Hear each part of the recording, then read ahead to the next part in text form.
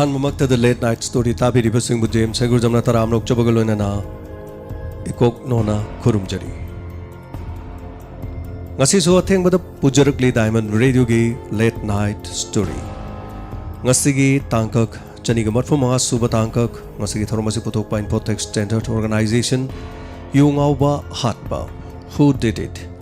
kanana pangthuklibalo yungauba karigidama hanaba thokdogasi Tamil Nadu gi Belor hariba mafam asida thokibadu mathokdok amangni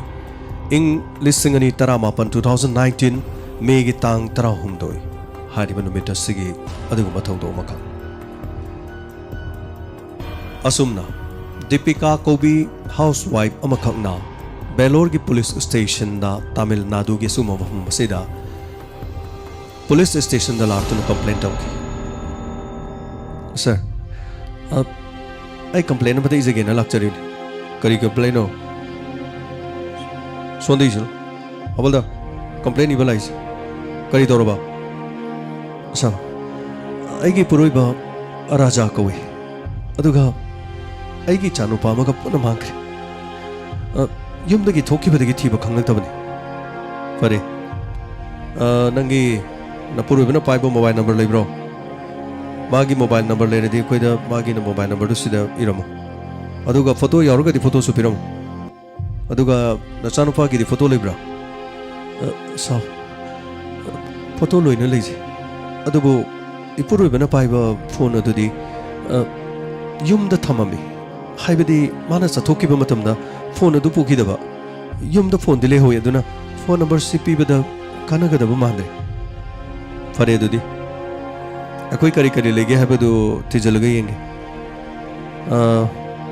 moi phangba taragadi paw harke aduga dahana yumda leiba matamda makoi yumda halakba taragadi akoi da hale haidana akoi da pawpi fanisa asumna police station aduda Deepika Kobi housewife amakhangna mahakki mapuroiba amadi chahi amakhakta ngairiba machanupa aduga punna mangkhre haidana complaint of laki masigi matungda rajagi amadi machanupagi khongul police na likhi mobile number yaudabana leitabana location yengadabasu thiba khanglamdi chahi amagi asigumba machanupa masu yaukibaduna punna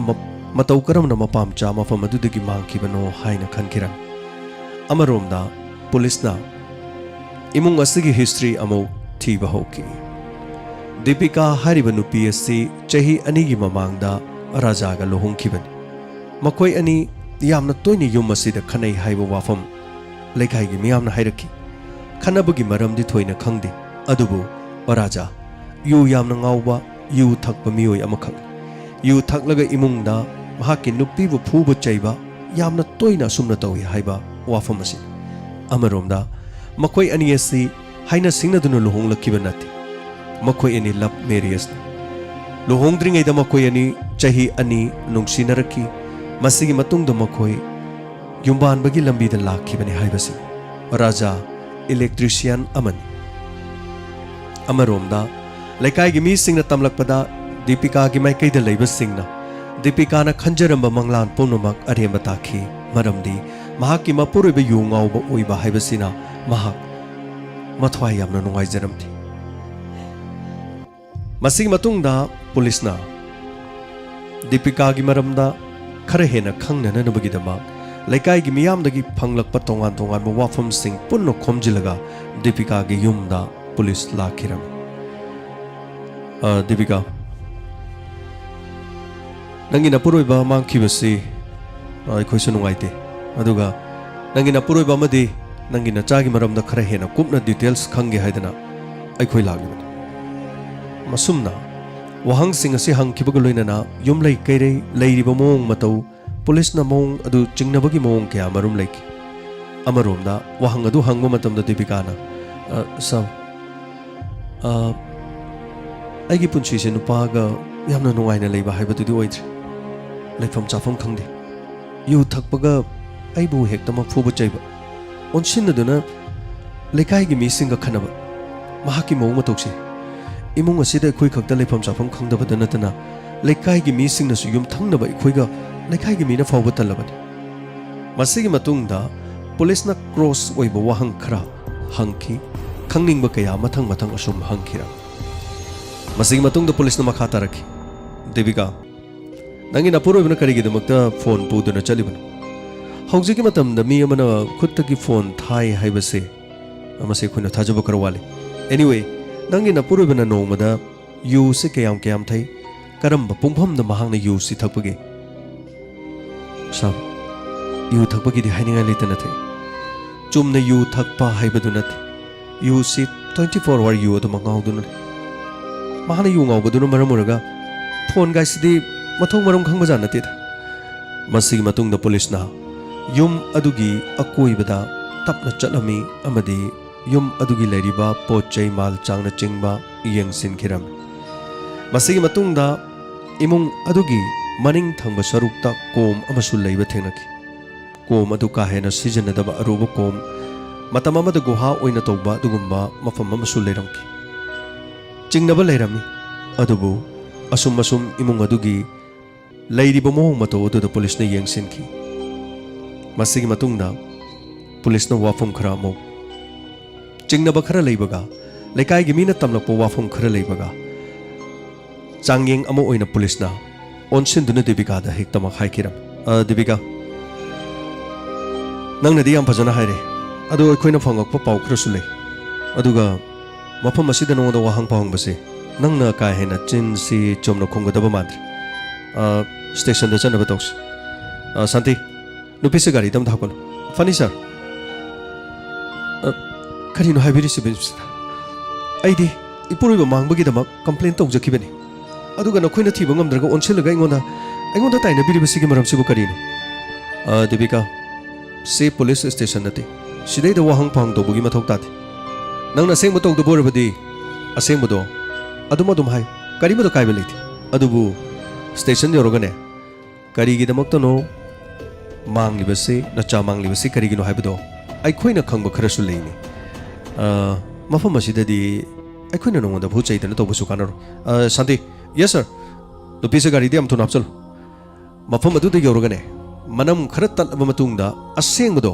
soidana makki bha khairakani mafam asida yumda wahang pang laga kari ganani natra santi yam tuna hakulu gari da funny sir asumna mahakpo police na ki han khanghan bagi mo amada chatharaki madugi makhatha santi tumina khumdana lekhi police na lekai gi mi sing da hangakpo wafam amadi nupi asi atopa aron manupa amalei haibasi takhiram adubu police na wafam asi makhatana machin hangbadu da haiki devika aseng mahaibana fagani aikhoina nangi mafam asida laglibase aikhoina kariguma khara khanglaga lag aikhoina khangle madudi nangna nangi nupa ga yamna tattana khanai saunai haibase lekai gi miyamna su aikhoida sengna tam adubu kari marumgi khanari bano haibase aikhoina thiru matamna nangna aron banupa amaga mari leina maramna raja na yum asida yamna toina yu thaktuni yum asida changpani natra nangi nupa na yu thaklibagi maram si karigino nangna atopa nupa amaga mari leirabadi nangi nupa aduna yum asida leifom khangdabadagi tattana yu thaktuna yum asida laknaga nangonda khanna chainaba asuma thokdo chi thokani natra masi nangna nupa duga plan toroga hatma natro nangi nupa krai dhale nangi no chanapa di krai dhatke sab kari no haibiri sibo hey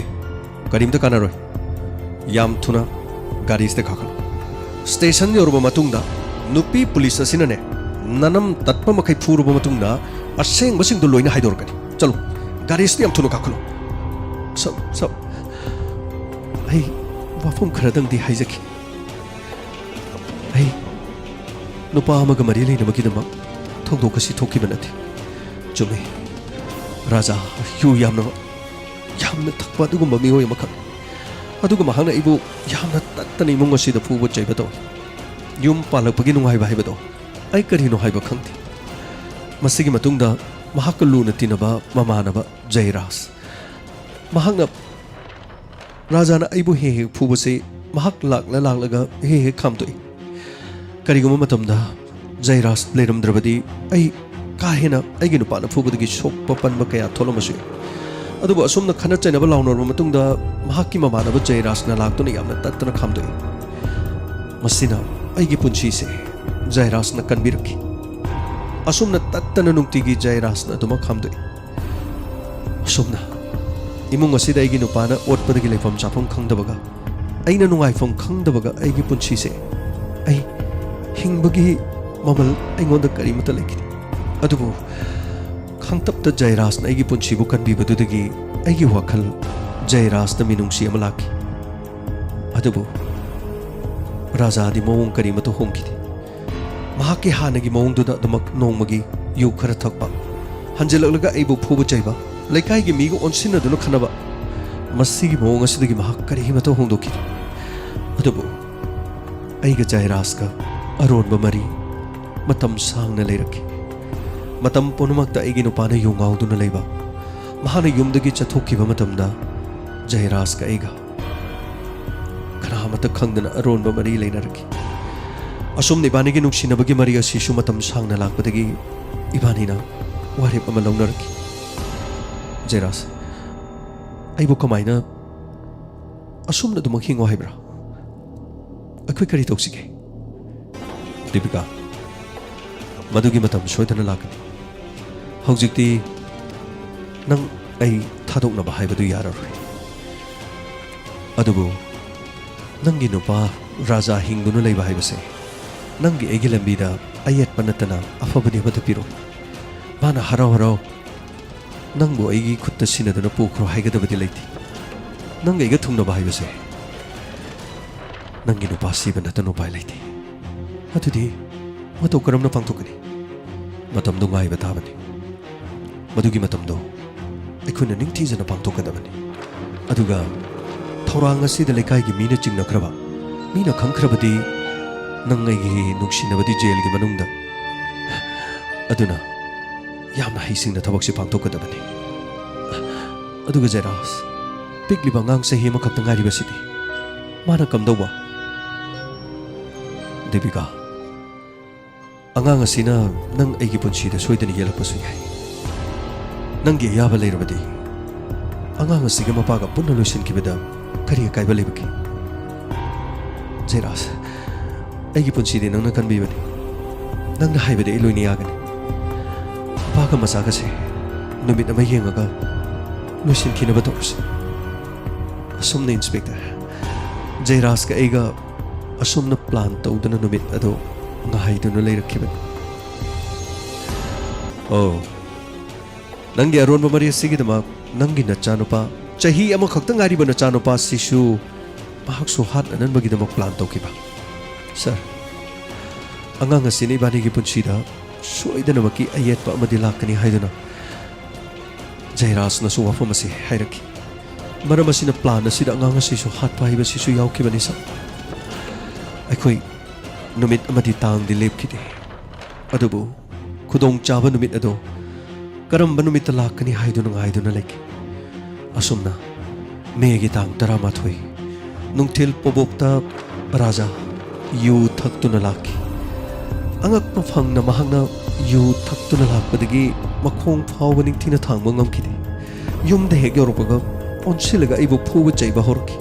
ꯑꯩ ꯆꯩꯅꯥ ꯑꯗꯨ ꯈꯥꯡꯈꯤ꯫ ꯃꯁꯤꯅ ꯑꯩꯒꯤ ꯄꯨꯟꯁꯤꯗ ꯑꯍꯥꯟꯕ ꯊꯦꯡꯅꯔꯛꯄ ꯅꯠꯇꯦ꯫ ꯑꯩꯁꯨ ꯈꯥꯡꯈꯤ꯫ ꯑꯗꯨꯕꯨ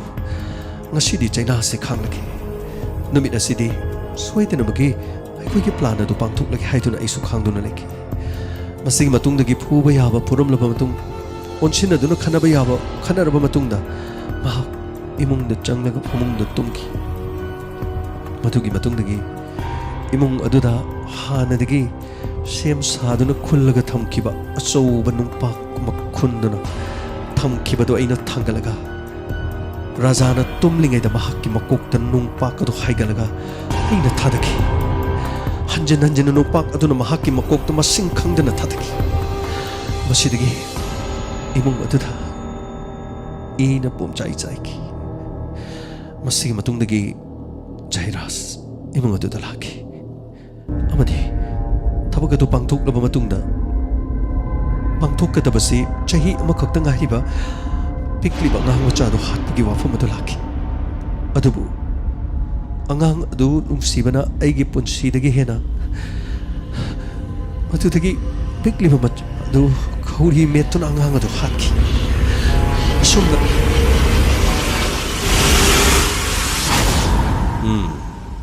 madugi matungdagi police station da lakpa nangi napuriba yumdagi thokkibadi hanjalaktre pikliba chahi ama khaktang ngari bangang adu pudunu chatkre asumna ikhoige station da lagaga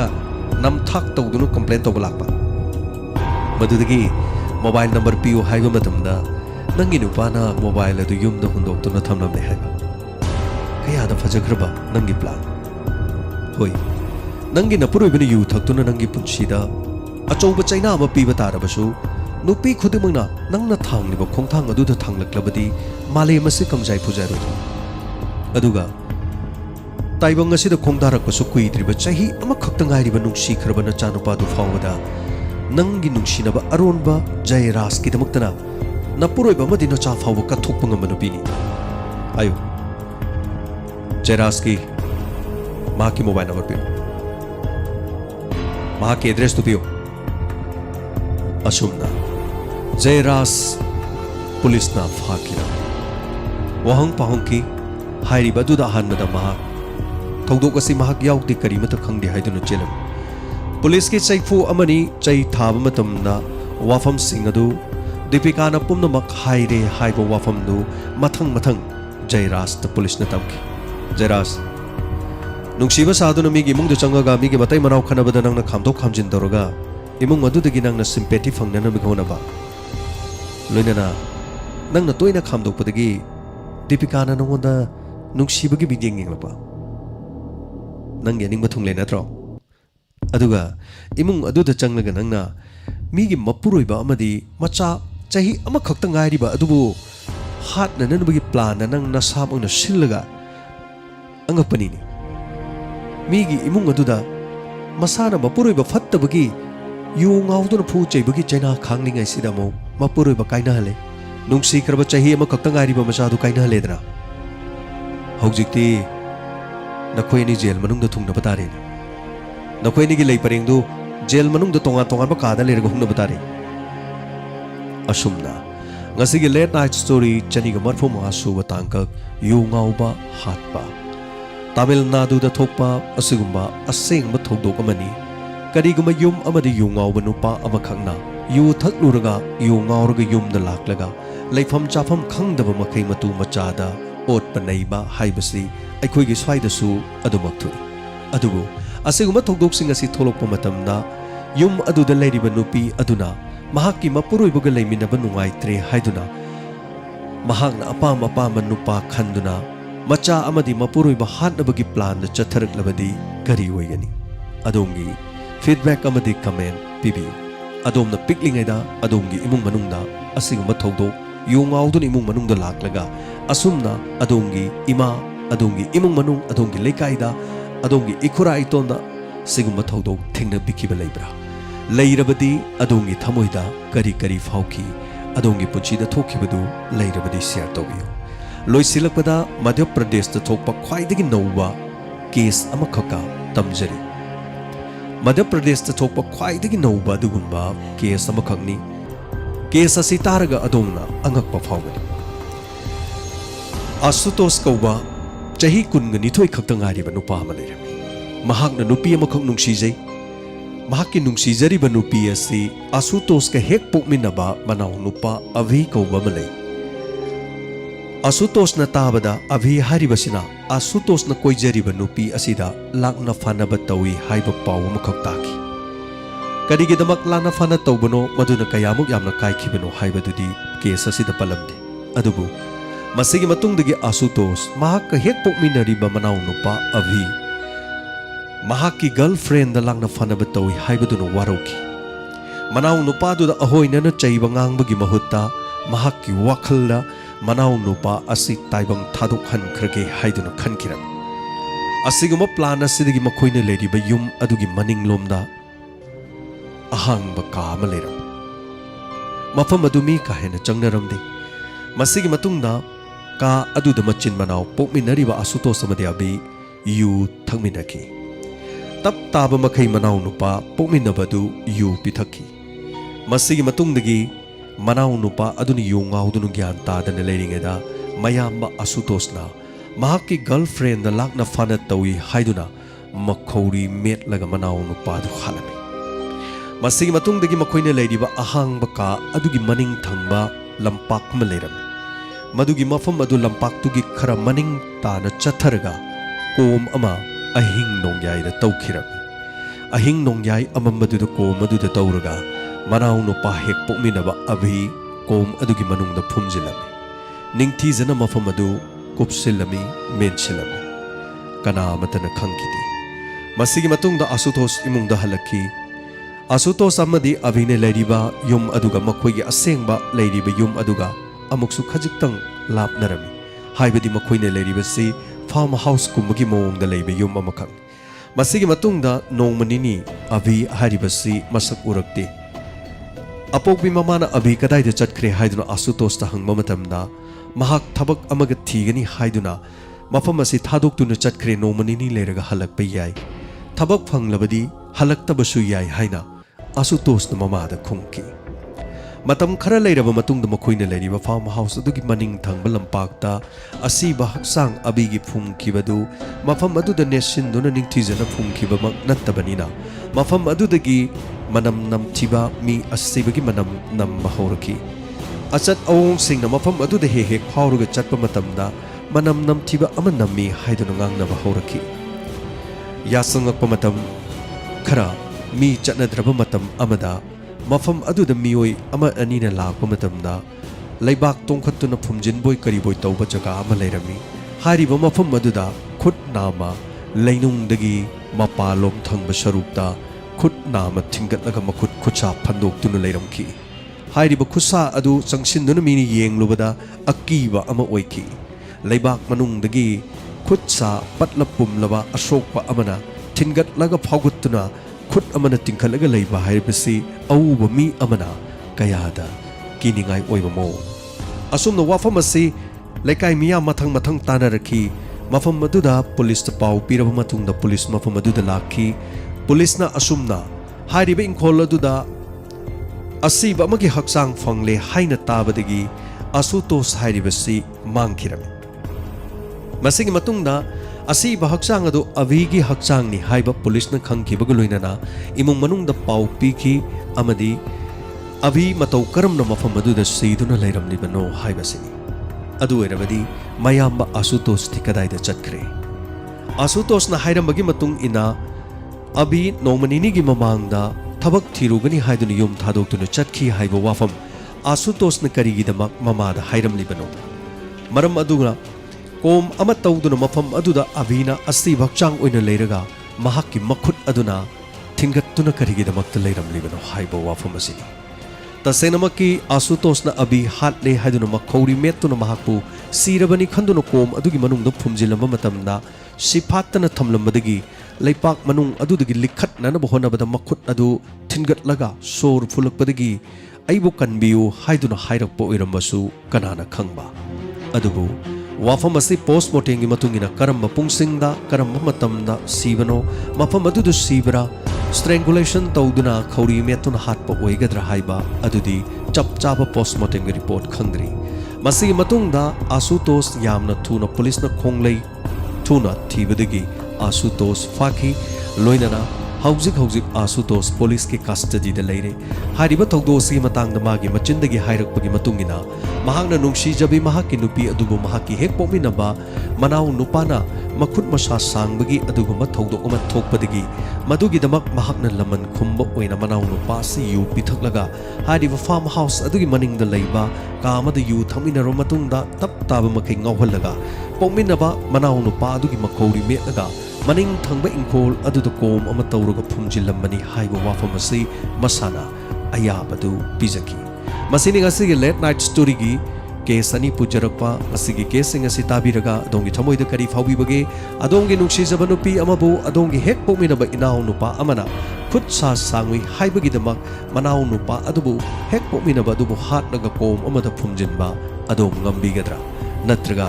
masigi damak mayamana manaw du piriba dandi asi adom yabiningbra Masining asigi late night story wari animak tabiraga yongau bahatpa amadi mayam bana manau nupabu nungsibagi hakanda karisu nattaba langna fanaba taurui haibagi dama manau nupa pominaba adubu mayam bana hatlaga komda phumjinduna thamba haibasi case anisida dongi comment amadi feedback pibiu loina ngasi birthday tabagi thorum leizari mayamgi feedback amadi comment su pathokjagi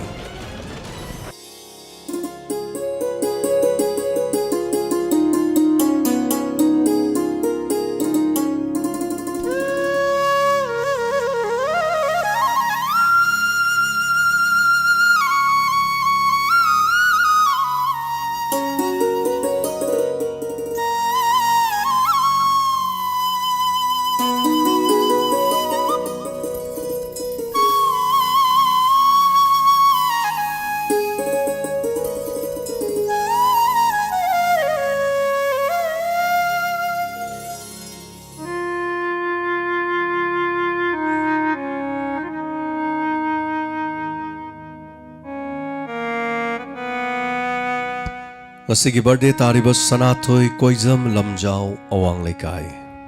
Pamangol pijari Sanathoy Koijam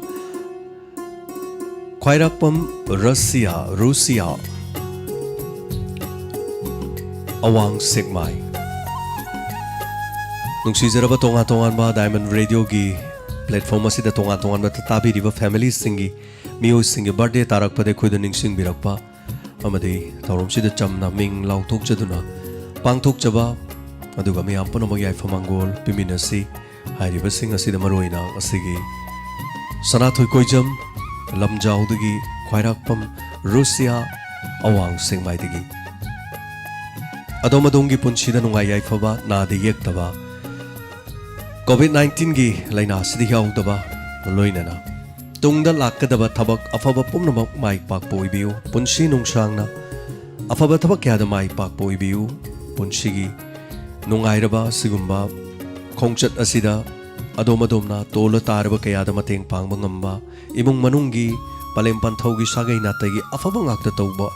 Oirasano Highway Yaifamangoladu Diamond Radio Gimaikadigi Hanana Pizari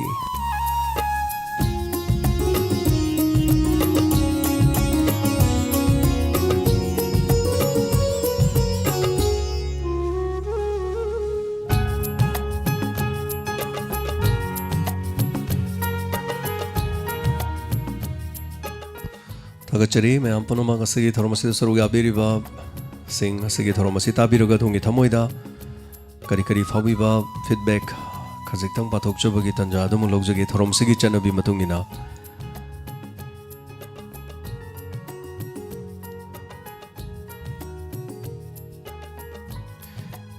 Ibemal Devi Thagachari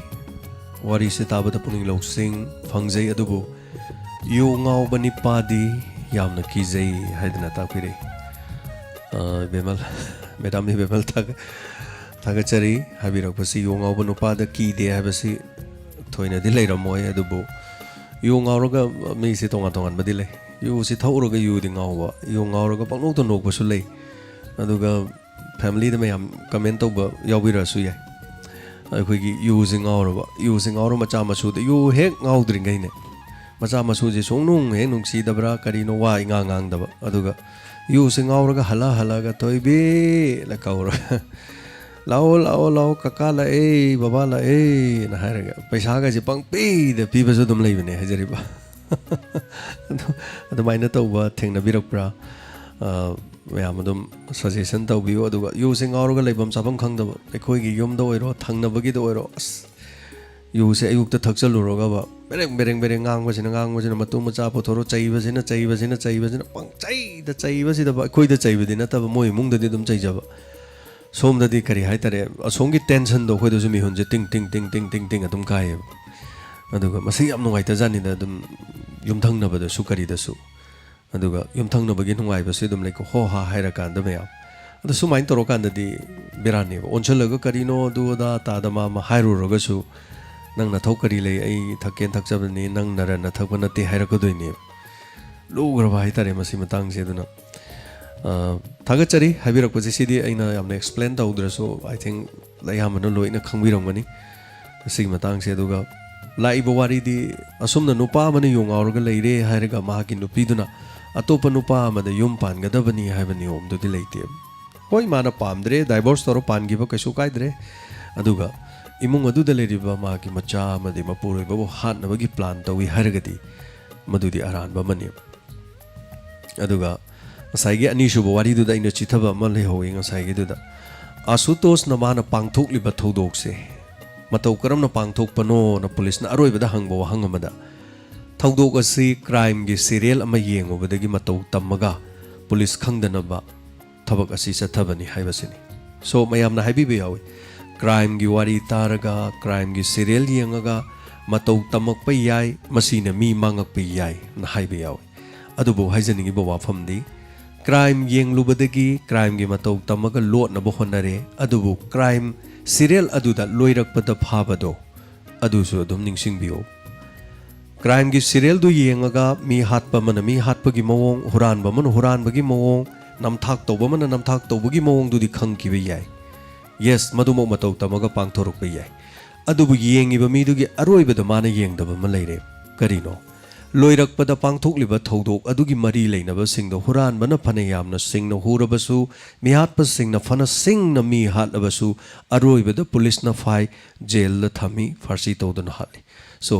masigi aroibagi saruk do yeng hobo ma changi aduna matau tamaga su aroibada phangada chairak tu kibiyu haiba wafam sine so crime gi serial amadi sigumba sandogli ba singsina mangningai machak kari su leite cheksin ba haiba sina aduma oijere oigani haijaba tare aduga thagachari masigi damakta khajikta masigi haijabani aduga comment amani pathok jage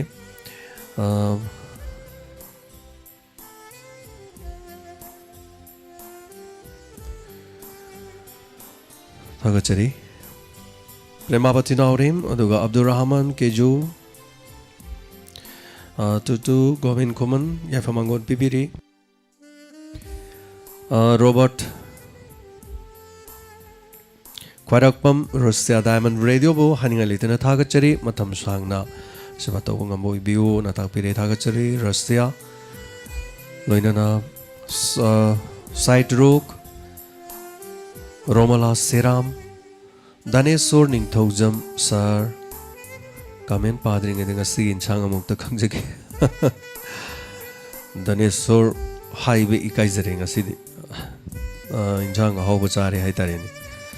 insang hau bu kari gi chari no hai di insang ji koida insang hau bu ma chabi yo na hai dana hai bi rak pa hai tare ni adun matung da dum chaja ki baja to ni khoi staff sing me ama leibani na asam basu yamna chai aduga marak to su hek yam banate khajiktang hek chicken kitang ga chaja baja to ni ado aigi saugri du de dum yawe thagachari dane so Robert nahakpam thagachari sigumba nupi se thidoi saru kana takpire yu thakpa chu phatte Robert tutu you have you say mul roidra tori se na takpire Devas Senjam Dazimski Lena story se Numidang da nang hodrasu ayukta dumak tajai yam nungai na takpire thank you so much habirakpa Devas Senjam adumak ayukta tabi be yai aduna atheng bada thamjare teng bada tabi ba khara leibanina madugisu kayama tumda ngai basu lei yam nungai jai habirakpa Lorimbam Inau Ife Saha habiribra Abema Thagachari Masigi Wari Se Tabada Mioibagi Minungsi Macheta Mate Yaude Kijay Mioiba Se na takpire Chumani Premavati Naurim Nungsiba Amagidamak Manaw Nupabusu Hatpa Chumani Angak Panupi Haiduni Mapurui Babu Hatpa Ngambi na takpire Mama Mapado Suangak Pani na takpire Keju Thagachari Side Rook Nongthombam Payal Sarahan magi waridu tarubadana chandi yamna nungaite pigliba machabo hatpa yu ngaure haiduna magi nupabo hatpa aron manupa su thamba na bire maduni mayam loksin biyo fabasing aduga tampha thagachari sanathoi diga famangol pibiri punsiba. I hope you guys enjoy our Dajem's new story. Thagachari punsiba. Resma thagachari. Yu haribani sa se nisa tongale yu thaga mi se yamna fabasu lay thaktraga Hitler gi type ta tawbasu lay na tapiri chumbani Robert yu gi se yu thakpa khodimak hai tare aino ji haijaki da mamangda yu thaga paisa pangyen di yen masu lay do yu thaga comedy yam tawbasu lay yam nongning ma thengna jani yu se thaktringai ni sai ga ji sungsak sak ta mi na kawbo ga ji sungta ta da ba ko adum no fet taro lay ba aduga yu thakpuje bender de hek changi baga nisa se tak hek ta palak pogo ko as nei sei sak ko kamu zu lei ba adagi yamba ma masu lei ko na sum khang ba ko le kai rom da hai tare thorom se taram madi mo wa thok tana isai je ek ma ji hidak ngau boi sei sak cha doi ni karim ta mingon da karan taroi adagi saw bagi mai thong uloi adu mana sak pai sei je no khoi oja tap ta gi sei man ba ngak ta sak ne ba oja tap ta gi sei din nat ba oja tap ta gi sei je man ba ngak ta sak toi ni anangi thamoi do ai gi thamoi do mana pire nangi thamoi do thamai samai ta buzul lei so angang pani yonga boi ki se adu ga khara mana use kitang thakki badagi ta kai dong na sukal ga ko matu masa da changa pang po do bo na traga khanna ba longna ba as lei gre yam lei gre so pasai pun maksi apha sing loksan biu Anjali longjam thagachari mioi base saga pangkhak oirakle hingbada akiba phaurakle angam ba sena ba chanarakle tahai daba ohei daba kayam tarakle amadi urakle na takpiri achumani Anjali longjam haibiri wafam se adumakpu hingdabadi yade aduni akhoi hingnamna na bahonarakpa matamda akhoi wakhal taminadaba yade akhoi gi haiba sida akhoi imung khakta gyan taba yadaba aduna leibak punumak leikai punumak akhoi punumak si gyan tadaba yadabagi matang ama lai aduna maram asinani akhoi gyan taminabagi sigumba thong amada khongthang amada changsilakliba haitareni so hanana thagachari haibiragliba sigida Anjali aduga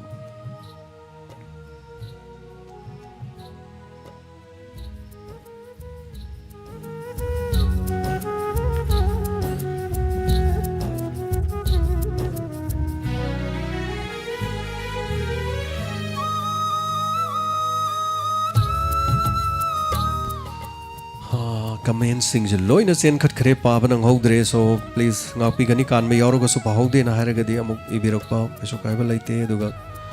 ai puyam aso sing de mo hena pajare machin manau ama mama gi garba da taminarak pani manau nu pahat pang ama mayam bahat pa mayam manau nu pahat pa hai base so sadigi na tolabani ta pire duga ya famangol su pibiri hanana thagachari puyama chau oreni sarang them aikhoi gi lekai da su lei yu yahudrabadi pura sadu yu ngaurgana pura heroni lekai si sel paiba leibro na law hen hei chumani oreni yamna lei sigumagi kaino se haitare mayam se aduga yu ngauraga mi lakpaga dum wari saba aduga kari haini imungda thoina imungda gaidi nisa sanajaba ngamdaba lekai da thoga yu gaidi dum sum nisa sanajaba yumda gaidi kari su tawjadaba haitare do masado na pungpat patlakanda mahak nare haibase khangdadana liver cirrhosis da siba kaya su leiri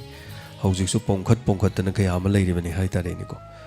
yu se do halamana di hidak oina season naramani hidak oina season naragan hidak koi yu oina season naragani yunge haitare ni so thagachari haibirakpa sigidama rani balalik sangthem keju once again aduga yu thakpa sigumba se imito life amata udri mung manung khana chainaba amata okay abema thagachari roni blau kram thagachari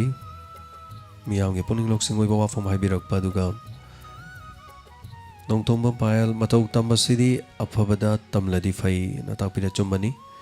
अफबद तंब अफब सागत पा नत्रग करिगुम सागत पाइबसे याम चंगी थुगाई वाइबसे यामना लाई अदुन अफब थबक तब यामना कुइने चंगी फत्तब थबकती second अमद फत्तब थबक अमदमक तब याई प्रेमानंद थोपम थगचरी sir ngasiगी wari se tarubada nupi se yamna tauba ngami natakpire nupi khunai da dina chade wari asigi haijabani natakpire thagachari bonima lorembam minung si marik amata yaudaba machaba hatpa ngamba nupi dugi thamoi do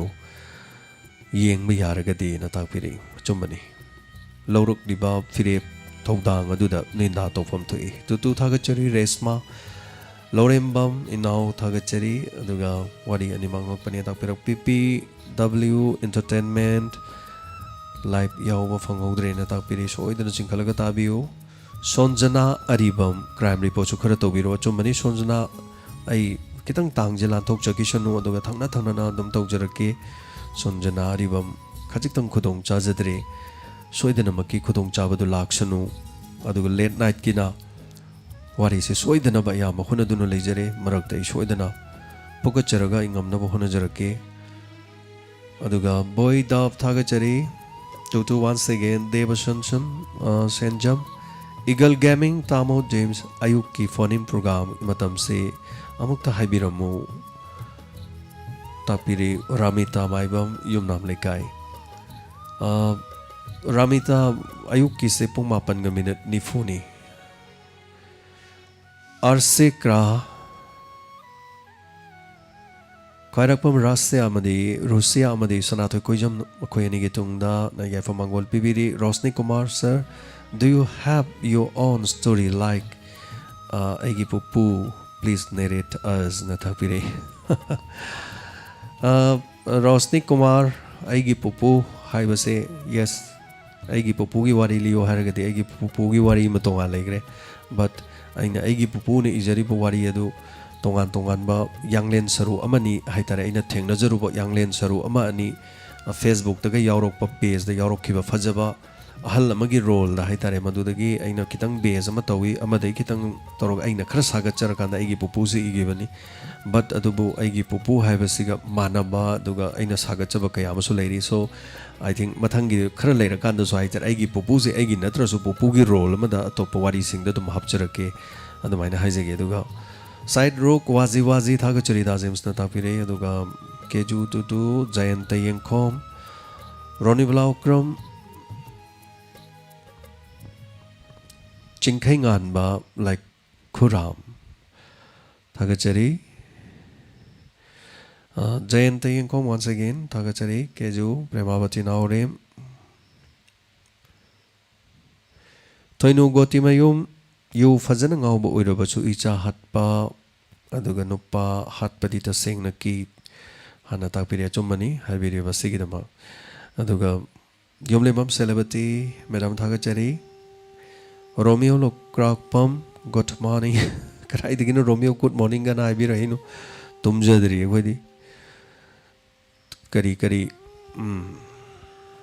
replay oina tage tauraga live loiram dre na takpire anyway Romeo thank you so much I khoi school crime report chamata tajaningi na takpire yes I crime report se ama yam kana sagachari khoi gi fajaba wari ma haitare masi character se khara di yam dori khara su kapna ba hatna ba gi type khara su yawi haitare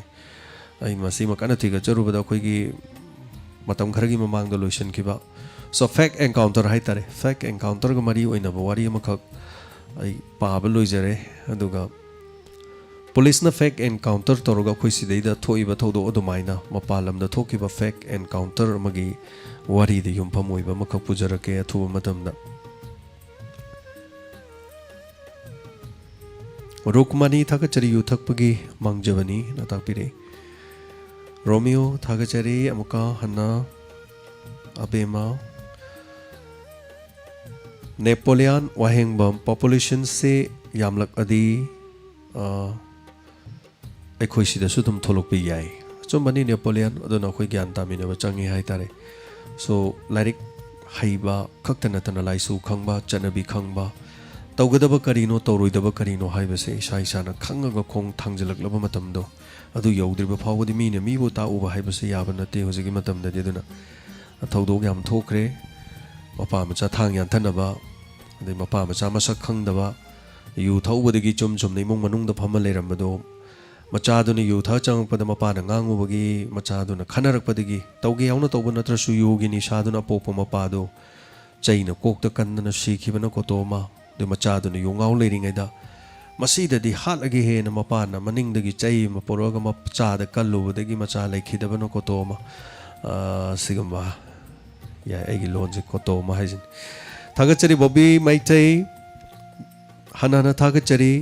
Govind खुमन याम्बा अहानबगी युंगावबा हाटपा वारिसिना नाव ना लोइरमदाइदा थाहौरेना तापिरि चिंखलगा सोइदना ताबिगनी अदुगा तमफा थागचरी बिसोरजित Yumnam Susan की थोइदोपा करिसु लेजद्रे बिसोरजित हेक लेरबा update तो आई हाइजरके तौबददि मखोइना update तौरक्तरगदि आइसु मफमदुदा चचब नतबनिना मखोइगिदु translate तौजब खक्तनी आइगिदि थोइदोपा मयामदा update ओइबदु पिजब खक्तनी Rosen होइद्रोम थागचरी पोमिनबा मनाव हाट पंगमलकपा हाइबसे थागचरी हाइबिरकपसिगिदमक दुगा Romeo once again Robert रोशनी कुमार थागचरी संगम्बम प्रेम लता थागचरी अर्सिक्रा कमला हुइद्रोम नाजेम see you थकपा मीसे वखल यामना लई अदुबु ngasi wari se taraga miyoiba mapokta thoibani haine adubu natakpiri thagachari kamala singkhai nganba laikra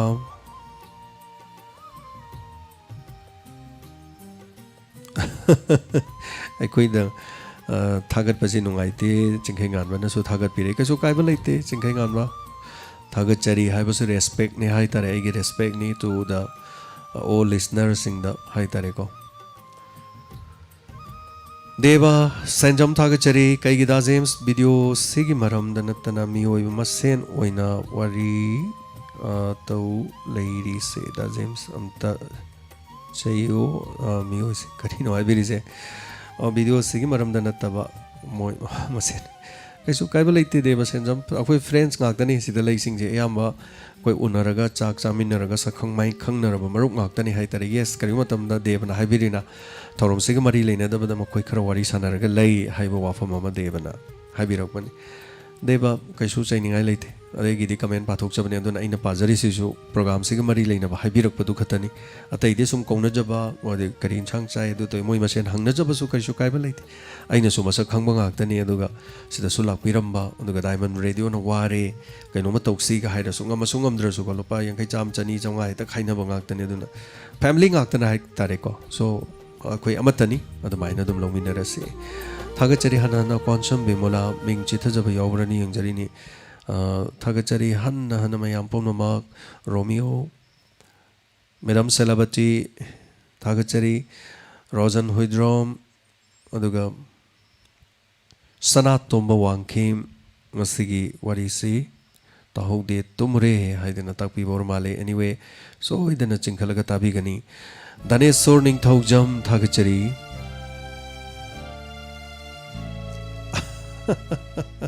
danesor thank you premananda thokpam sir हौजिक मी उनबा याद्रिब्रा न तापिरे प्रेमानंद मी उनबा कनामते याद्रि मी उनबदि हाइरुनो जी कोरोना सिना नोमद चहुम लाखपसिना हाइतारे एसओपी गाक्तुना चनरे अदुना उनबा हाइरगसु हौजिकति जुम न गाक्तंग हाइरे जुम जे याम फगरे मी खुदिमक जुम सिजनबा हाइरे याम नुंगारे हानदि जुम मीटिंग तौबदा अवाब ओइरामि जुम समाय सिजन दौनि खोतौना हाइबा मनि खक्तन वारमबदो हौजिकति याम हाइनरे कोरोना न पीबा अफब यामना लई फत्तबसु यामना लई अदुबो अफब खरै मनुंग द जुम सीजन बा हे हनबा अदुगा तोगान मसिंग हाइतारे ऑनलाइन क्लास द छात्र सिंग हे हनबा कानबनी हाइतारे सिगुम्बा सिंग से अदुगा तरु तनाना लैबना लोक खुलाई अमदि का तोगान बा अइंग असागी अनाबा सिंग अमत लेखिद्रे हंतक से कोरोना न लोइना सुबजनगरे हाइतारे सो थैंक यू पोयामा चौ सिंग थागचरी हनना सपोर्ट तो बिबसगी दमा अदुगा मोहम्मद राफिजुद्दीन थागचरी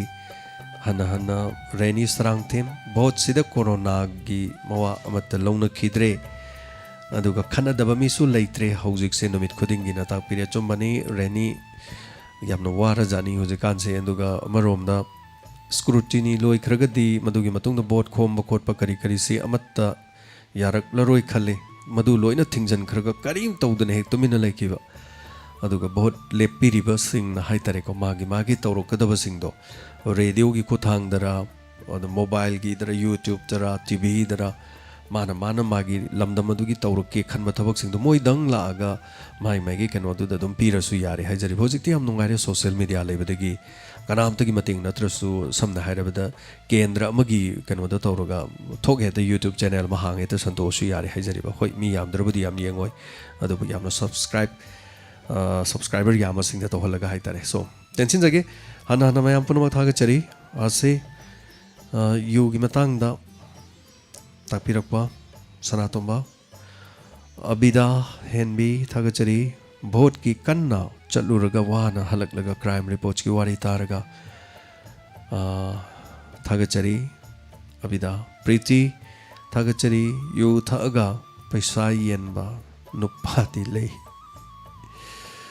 यस रोजेन हुइद्रोम सुशांत की वारी से थोड़ोक लेते लागदे सोदन हापचगे हाइजगे अब्दुल रहमान थागचरी Sanatom Daneshwar once again ma'am Punam MD Rahasim Nongthombam Payal once again थागचरी लमजिंग खोमन ब्रोगी खोंजेल नोमगी ताहौद्रबदी तुम यादे हाइबिरे मयाम की सुमिंग पाथोक्तरदी ऐसे तुम यादे चप माने लमजिंग बा रोमियो थागचरी रेस्मा रेस्मा लोसिनजगे रोमेश वाहिंगबम खुमुक्सम हेमावती थागचरी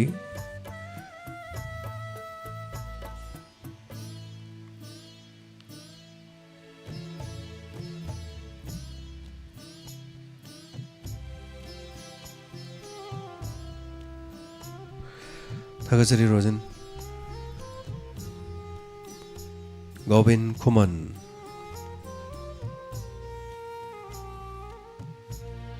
सुशांत की दुम करिगुम पाव मत लाखिद्रे ड्रग की पेडलर सिंह वा हंगबगी थबकसु लोइसनखरे मोंग से करी करी लाकदोइनो मसिनी केस अमना चही के आथेंगनै हाइबदुनि करी लाकदगी यमिनसी प्रेमानंद थोकपम थागचरी लेट नाइट की वारी लोरगा अमुक इसै थारदि पुंग अनि अमुक हेता तारे अदुना प्रेमानंद थोकपम अदुमा खितंग तुमदबगी करी तोबगी हाइ तारे को तुम सो अवाबदुम लै अदुगा राजू भाई नावरेम थागचरी करम मतमदा तुम्बीबगी न तापिरे अदुम तुमजै तुमबगी वादे खितंग थेंगना तुमबगी वाफमनि मसिनी लेजरिसे थागचरी हंबिरकपा सरजू मंगांग सिंगलगा सोइदना ताबियो मसिनी ngasiगी लेट नाइट स्टोरी मैम खुदोल तमजब मैम थोरम सरुक याबीरीबा थेंगलब फावबद लेबीरीबा हना थागचरी हयेंसु केस अमा पुरक्तुना अदोमदा तहनबा ngamba ओइजगे अदुगा मरक्तसु क्राइम रिपोर्ट्स के फैक्ट एनकाउंटर की ओइबा अमखक लेजरे तहनना बहुना जरके हना हना थागचरी सनातोंबा लिकला निंगथौजम रोशनी चिंगथाम इचा चावंग आइखिगे हाइबदु मखा अमुक्ता हापिरोना तापिरे चा चावंग आइखिगे दो होय वारीदो अमोहना लाओय हनिगे लेते अदुबो होजि होजि मक्किदि अंगांग पी है तारेने खर लेहनखीगे वारी खर लेरगा तौजगे अदुगा हन्ना थागचरी मैम टेक्स कायदना लेबियो लाइनासदगी गाथोकननबगीदम होनमिनसी अखोई अमन अमन हाइबा वाफम लोइना तोकथोगा अखोई मास्क उपसी खुद सा सेंगना हामसी सोशल डिस्टेंसिंग मिनरसी लाइनासदगी अखोई नादबा हाइबदो ओइमिनरसी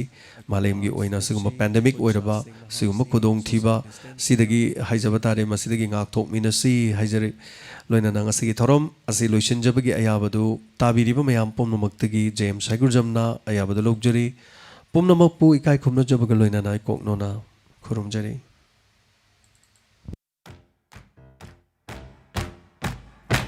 चलो पुनः हौदोक लूरसी चलो वारेप nasi laururasi Max utrabadi ningsing halasi Corona buting lasi Max utrabadi khang halasi Corona buting lasi Chalo aning ba pang thuglasi Chalo wasak ama shaklasi Chalo punangak thog minarasi Ano ba achumba oi halasi Sapon si jinarasi Samthokani khut sa seng dokani Lepa lepa yengani Max utrabadi ningsing halasi Corona butingani Masi ano ba singnabani Ay ko'y punamayog nagadabani Unsi asigi wazaradi Wafam asi ay ko'y ingadabani Hitaruk laptop lasi Ano ba kong tang-tanggani Miyam pambagi kanggani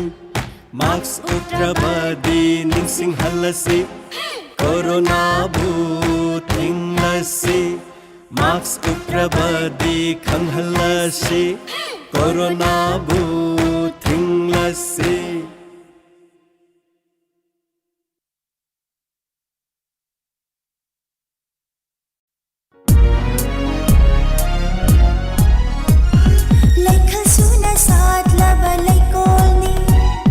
Kanglup kaya gi itin famni